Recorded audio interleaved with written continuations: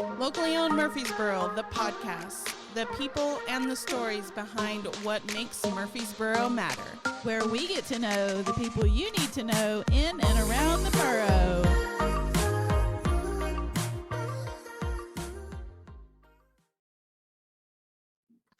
Locally Owned Murfreesboro, the podcast. The people and the stories behind what makes Murfreesboro matter. Where we get to know the people you need to know in and around the borough. What's up, Murfreesboro? We're so excited to be back with you. Marissa and Missy together again. Okay, sorry. We are excited to have our new guest, who I can totally say is my favorite. We are glad to welcome Heather from Wag It Better. That rhymed. Oh, I just gave you my seal of approval. I need a better hello, Heather. Oh, thank you so much for having me. Hi.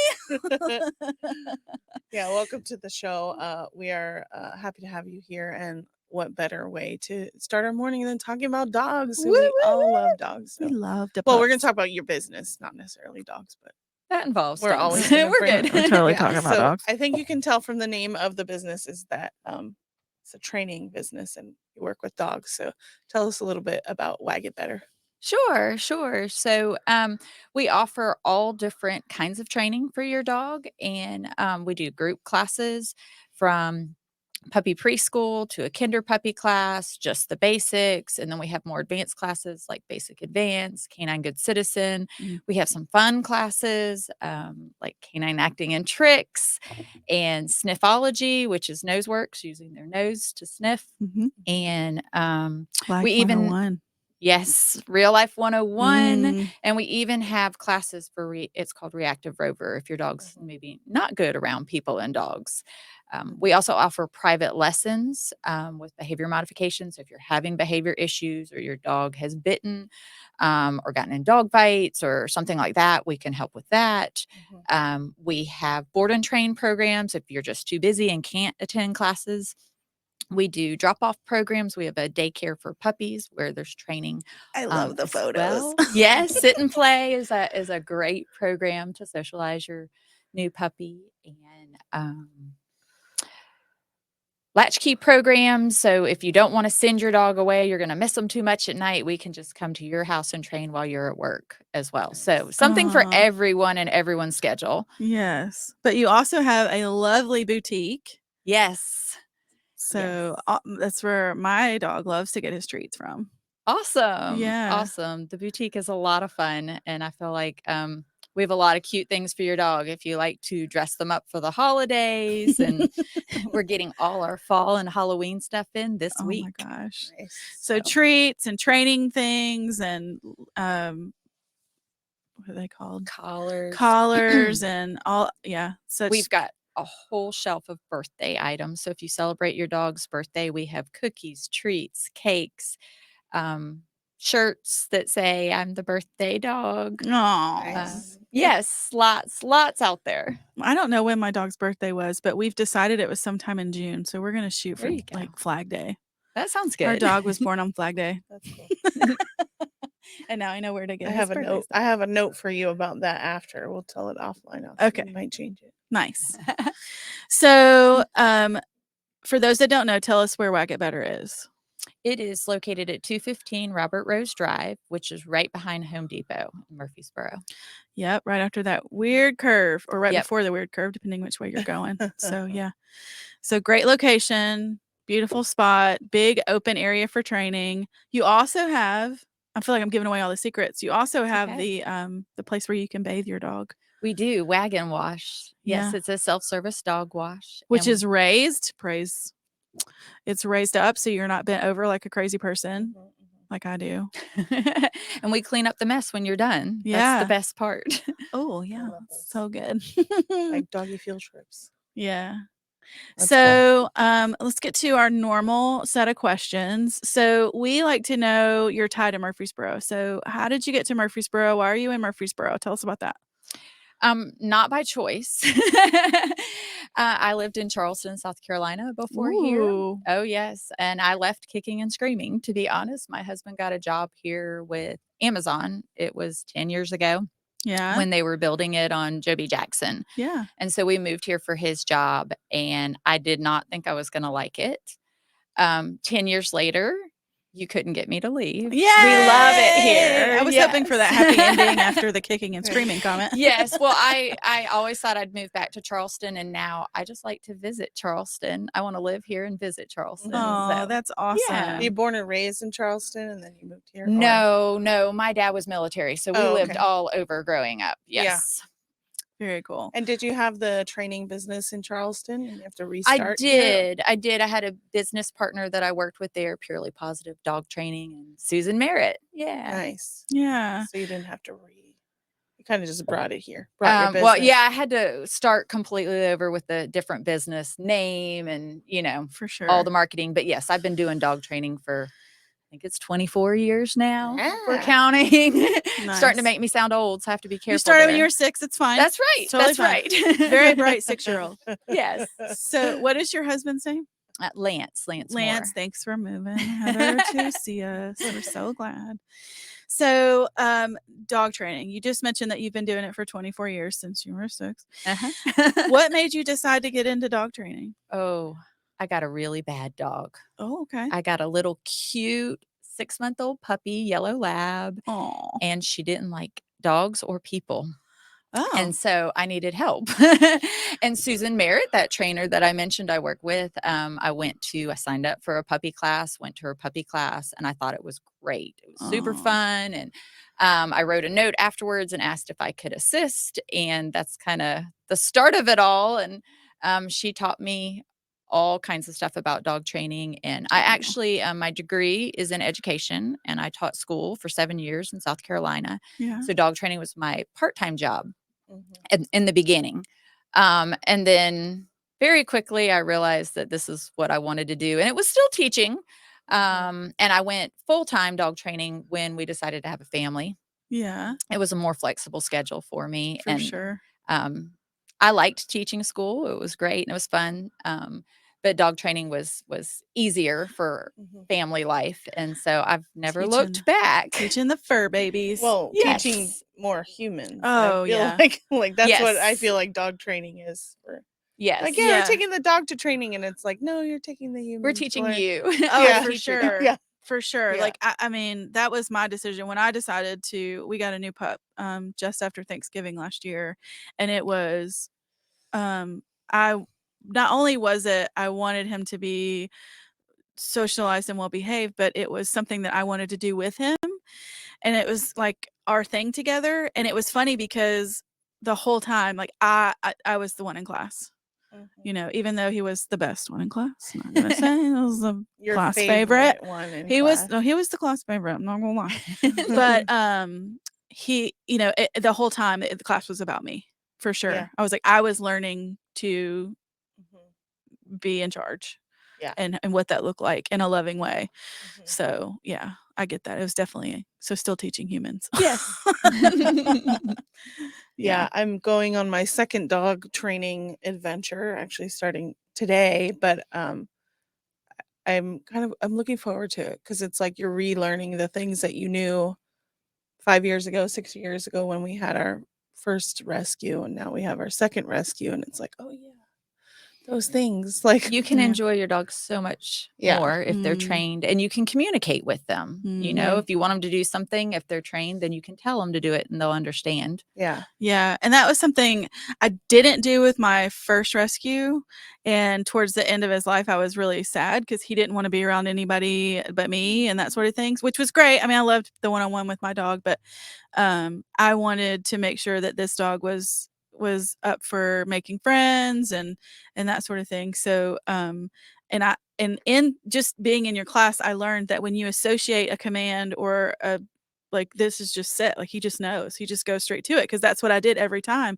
So I started testing that theory on other things. Like he now knows when I pat my stomach and I say stay, like he'll be like, I'm going towards the door and he's like, oh my God, here we go. And I'm like, stay. And he's like, oh, dang it. And he just goes and sits on the couch because he knows he's going to stay. And that's just that consistency. It's Yep. not something that you can do 3 or 4 times and be done. Mhm. It's a consistency. So I just love that I learned that.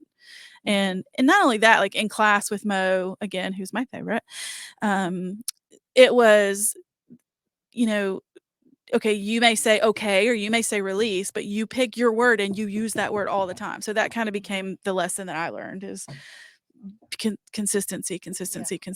So I loved You it. have to have that agreement also if you have a partner in the home. Like my husband and I, sometimes it's like wait or stay, and it's like I'm like, which one is it? Let's Yep. choose, You gotta because be on the like same neither of page. them were like, Yeah. you can't say both. They're gonna be like, oh, Yep. like, And that's why we invite the whole family to Mm. dog training classes. Everyone can come because it is easier on your dog if you're all on the same page. Yeah. Not in our house. My daughter is. My husband's just like, no, that's your thing. You can do that. Oh. And the other day I got home and I was like, let's, we're gonna go outside. And he knows the outside means the back door. And so he goes and he's like, I just tried that. And he wouldn't go with me. And I was like, well, that's what you get for not being alpha dog. yeah, right. Yeah. So Oh, we could talk about dog stories all day. I know they're so precious.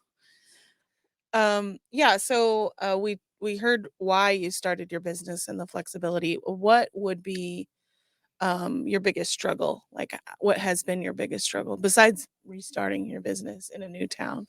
That was fun. Yeah. I Yay. enjoyed that. And I learned a lot too. While I was starting up my business, I volunteered at Bedford County Animal Control for a couple years and had a nice program there for dog intake and temperament testing, and then trying to train them so they're more adoptable. And I got to work with a lot of fearful dogs. And so I've really gotten good at, if your dog's fearful, how to work with them, how to get them out of it. Because in a shelter, if they're fearful and scared, they're less likely to be adopted and may not make it out of there. Yeah. So it's real important to help them and build their confidence. And but my biggest business struggle is returning phone calls. Oh, okay. It is. It's really hard because I'm always with people and dogs all day. And then before I know it, a lot of times I do not come in the house until it's dark, and then it's too late to call people back. Yeah. So the easiest way to get a hold of me is email. I really try and return emails by the end of the day. I can attest to that. Absolutely. Yes. Okay. And you'll notice I send all my emails at like 10 o'clock at night, but it does get done. Phone calls, like I said, it is hard to get a hold of me. If you call, please leave a message. I will call you back. It's just, that's my biggest struggle. Yeah. And again, and we talked about this before we started, when you don't have set business hours, Yes, people just assume, especially in my case, that they can call or text you anytime. yes. And then the problem is that you're on their time schedule and not your own. So, at least you recognize that this is what I do, and I, do my best to make it work. So yeah. But you can call the shop and people answer at the shop. Yes, you do have to look up the Wag It Better boutique number, because there's a boutique number and a training number. So they are separate. But yes, if you want immediate from 10 to 5, someone should answer that phone. Yes. They have always answered the phone when I call. So. Yes. Yeah. Returning phone calls, I think, is a lot of people's. Is it? Not like, well, intentionally. It's not because they're busy like you. Okay. It's because they don't want to talk. They don't want to. Oh, yeah. Yeah, I struggle with a little bit of I saw the text and in my brain I thought I responded, but I didn't. Or I saw that you called and I wanted to call you back, but then squirrel, shiny ball, lunch, ran into so-and-so. Well, and nowadays there's a lot of different ways to communicate. I have to check Facebook messages, Instagram messages. They text you. They'll text my business phone, my personal phone, email. There's a lot of avenues that you have to check to get back with people. Yeah. And I do want to get back with everyone. So. I literally was just like, I haven't checked Instagram in 2 days. So yeah, thanks for that reminder. Yeah. In your junk folder. Yeah. Oh, yes. The struggle is real. Right. Yeah. Although I think that's the first time anyone said that in a struggle, but I think everybody out who has a business is like, oh yeah. They're listening. Like, yep, me too. Yeah. It's way more fun to just train dogs all day. Oh, right. Yes. Very fair. Okay. All right. Well, as much as we love to talk about struggles, we love to talk about wins too. What would you say is your biggest win for Wag It Better in the 10 years that you've been with us? What's your biggest win? I think actually opening the training center. Yeah. I had no idea that I would end up this far along in a training center and a dog boutique. And 10 years ago, if you would have told me that, I might have laughed at you. Like, yeah, no, not me. Yeah. So yes, I'm really proud of it. And it has been way more fun than I thought. I really did not know much about retail. Like I said, I'm a dog trainer and a teacher. And we opened the boutique so that we could have the large training center. Mhm. And to help support that. And it has been so fun buying stuff for the boutique. I get to go to all the pet expos and see everything new out there for your dog. And then I get to pick it out, bring it back. And it's really fun when people love it as much as I do and buy it. Yeah. So, yeah. Most training, I mean, that I think about, they don't have like a brick and mortar. So congrats on Oh, actually thank you. making a brick and mortar. Yeah. Cause I mean, outside of like the big box stores that have the training, Right. Yeah. I don't know a lot of trainings that it's have one-on-one, centers yeah. or like go to. A lot of them are like, Mhm. come to your house or Yep. do the group And a training lot of outside. and for me as a small business owner, the struggle is for people to find you, but having a brick and mortar, and then like almost everyone I talk to in the community, they're like, "Oh my gosh, go to Wag It Better." Aw. Family Pet Health, like definitely go see Heather at Wag It Better. Go see Heather at Wag It Better. But you also have, it's not just you training dogs. As I said, I love Mo, and then we had Gwen. So like, Yes. how many trainers do you have? There's 6 of us total, counting me. Nice. Yes. And then we have assistants as well that help Yes. out with classes. And some of them are working on being a trainer. Some of them are just happy being assistants, which is great too. Yeah. That's cool. We need all of it. It's a really cool setup, and to do class together, that was cool because you're not just you're seeing growth of other, and it was fun because we would also like, they tell you all the time, when I put this wall up, I'm not punishing your dog. Your dog is not in trouble. We're just trying to remove the stimuli that is causing the distraction. And every time somebody would be like, "Oh, I'm in timeout," and we'd be like, "No, you're not. You're doing great." You got the condo. Yeah, you Yeah. got Your own little house. yeah. But it's a brilliant method. I mean, it just is. So kudos on that. So, one of the final questions that we like to ask is, what is one thing that you wish people knew about your business that you maybe haven't talked about today? Like if you were like, "Hey, person in Murfreesboro, I wish you knew." Ooh, That's tough. Tough, right? that is. And I think I'm going to use the opportunity to talk about not training, but dog food, if that's okay. Because Absolutely. this is a new thing for me. Last year, my dog was diagnosed with stomach cancer, and he really struggled to keep food down. And I started all this research on dog food and what is in dog food and what you feed your dog and what would be best for him. And with the help of my vet, I got started, and I want to say it was October or November when this started. And he made it till February. He passed away in February. He was 15. Aw. But I found a food, The Honest Kitchen is the name of it. And I feel like it kept him alive a month longer. Yeah. It was something his tummy could handle and he could keep down. And I really got into researching it. And so I decided I wanted to carry it in the boutique. I didn't want to carry all dog food because there's so many different kinds. And once you start learning about dog food, there's a big difference, whether you feed your dog kibble or not kibble. If you feed pet food grade quality or human grade food quality.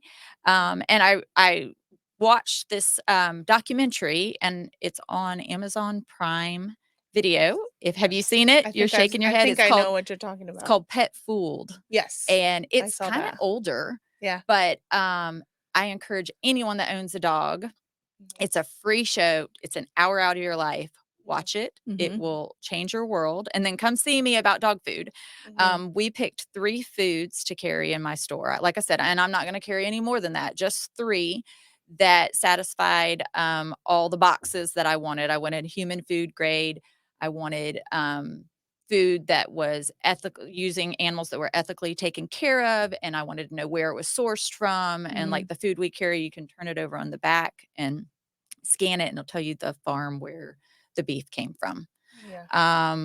We carry a dehydrated version, Honest Kitchen, and they also have something similar to kibble. It's minimally processed, though, where kibble is highly processed.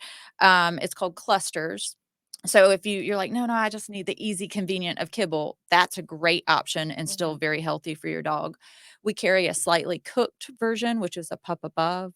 And then we carry a raw option, which Northwest Naturals is the brand that I Got it. chose. So, and you can do a combo. Raw is not for everyone. And actually what I feed my dogs is a combo of Honest Kitchen and Northwest Naturals. I use the Honest Kitchen as the base, and then I use the Northwest Naturals, the raw, as a topper now for my current dog. And I just, it's kind of been my passion this year is food and what you're feeding your dog. And it's crazy what is they allow in dog food, that there are Yes. really no laws that govern Yeah. it. There's no FDA for dog food. No. It's disgusting. Like I said, if you watch that movie, it will change everything. And I learned this in class with Mo. The whole idea that was it in the early 80s, there was a huge influx, like we had a huge over harvest of corn, and they're like, what can we do with the corn? And they're like, we put it in dog food. So yay that we could help our farmers, but is it really because typically, I mean, the dogs, they don't need it. They are animals that we used to hunt for their food. Right. So yeah, Mo just shared a little bit about that and told us also about that. So yeah, my husband like loves to say, oh my God, our dog is so spoiled. I'm like, no, he's actually being treated like an animal. Like this is what animals do. They don't just eat the leftover crap that we don't eat. He gets.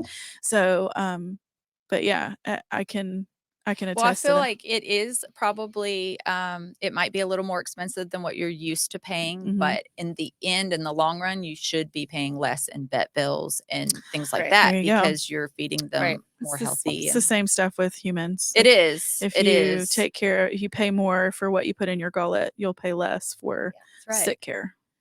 So yeah, for sure. That's great. That's what I'd like to get out there. I am a big advocate now about what your dog eats. And we have found actually dogs that are aggressive, that sometimes it could be because they have a stomach problem or GI problem, or, the food's not agreeing with them. And that's what's making them aggressive, because they don't feel good. Yeah. So it does relate to training. I should go and talk to my dog. Like, okay, buddy, what's going on? Come in, we'll give you some samples. Bring Trent so he can do the voice. Oh, that's right. Trent will translate for the dog. Trent narrates for all dogs. He's amazing. Well, that's great. I'm glad you did that. That's really good, because I think that is information that people need to know. And we are in a day and time where people often treat animals better than they treat other people. So yeah, let's take care of our pets and other humans. And but yeah, that's a great one for sure. That's a good stopping point. So we're gonna pause and hear from our sponsor, Cultivate Co-working. Cultivate Co-working is a welcoming community offering an alternative office space for independent workers, freelancers, nonprofits, and small business owners. Our goal is to help small business owners and independent workers grow their business and create a useful, lively network of like-minded professionals in the Murfreesboro area. Visit cultivatecoworking.com for more information. Awesome. A big thanks to Cultivate Co-working for sponsoring our next segment, which is our This or That segment. You can get with this or you can get with that. You can get with this or you can get with that. I think you get with this because this is where it's at. This is where it's at. Thank you, Black Sheep. The choice is yours. All right. So we're just going to do a rapid fire this or that. We're just going to throw out some things and you just say which one you prefer. Okay. Marissa, if you want to start. Movie theater, arcade. Movie theater. Okay. Pringles or Lay's? Pringles. Oh, I'm hurt. Pringles, I'm with you. Baseball or football? Baseball. Yay! And then the last one, would you rather spend a car ride with dogs or a car ride with kids? Oh, dogs. I love it. I set that one up. Yeah. That's awesome. Yeah, we love to have a little fun there in the middle. So Marissa, it's your turn. Yes, now it's time for the Be Present Nugget of Wisdom.